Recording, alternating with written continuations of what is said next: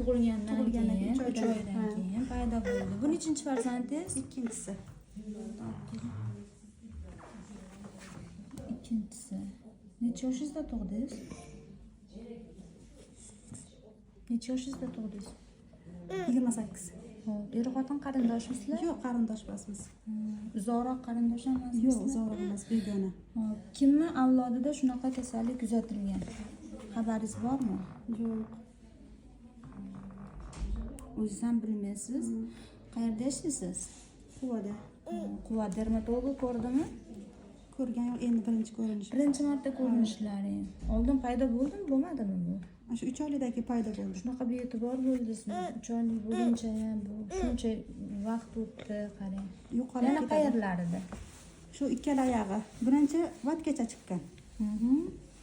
Oppoq bo'lib, keyin sekin tanaga tarqayapti.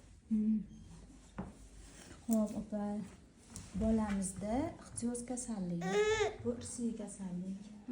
Bu genetik nasldan naslga beriladigan kasallik. Bu narsa haqida siz agar rayon dermatologingizga murojaat qilganingizda sizga tushuncha berar edi. Siz o'zingiz murojaat qilmagansiz. Endi viloyatga hozir to'g'ri murojaat qilsiz.